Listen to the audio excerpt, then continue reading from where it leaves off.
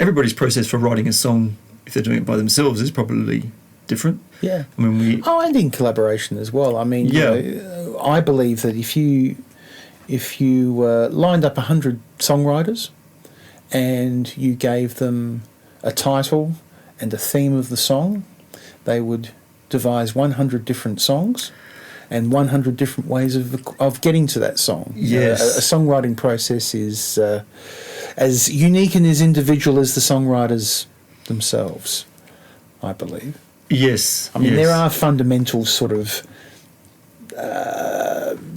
things that sort of every process has, I suppose, but it gets done in a different way because, as songwriters, as people, we're unique and as individual as each other. So, everyone looks at how they write songs in a slightly different way. There are many roads that lead to a completed song. Yeah, and if you haven't listened to episode, was it 6, when we spoke to Danny Dunnery about his process, where he talks about the fact that he creates all the music before he even starts working on lyrics. Which it's very far removed from the way I would approach it, which is I kind of have lyrics, melody, chords for a section of the song, and then kind of, usually build out from there. Yeah. And it was interesting hearing somebody who does it. A lot of people say what comes first, music or lyrics, but I always expect that if you've got a little bit of music, you start chucking a little bit of lyrics on it. It was quite interesting to hear Danny's process is quite different from that. Yeah, exactly.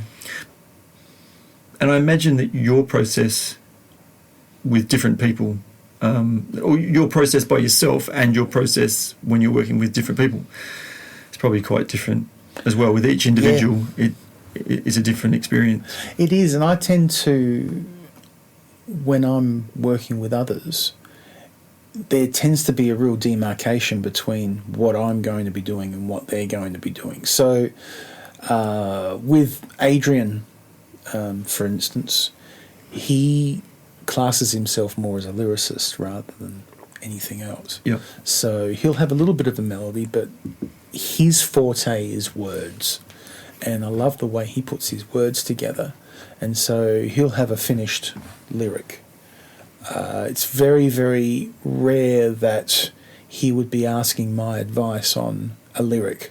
Right. Because, he's got that down pat, and that's fine. It doesn't worry me at all because he looks to me as filling in the gaps with the music, and I look to him as, okay, well, you set the words up, and then I'll put the melody and the music to it.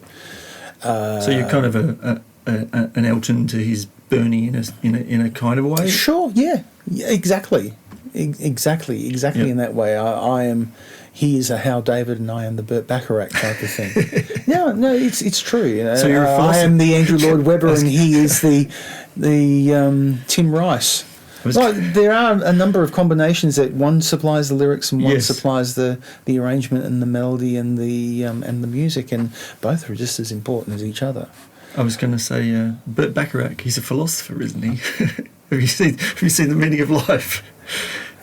Have you not seen Monty Python's Meaning of Life, where they're talking about philosophers? I have not seen. I've seen The Meaning of Life, but I've only seen bits of it. I haven't seen it from start to finish. You have to watch. Whereas Life of Brian, I've seen it many, many times from start to finish and never get tired. For some reason, I've never seen The Meaning of Life from start to finish.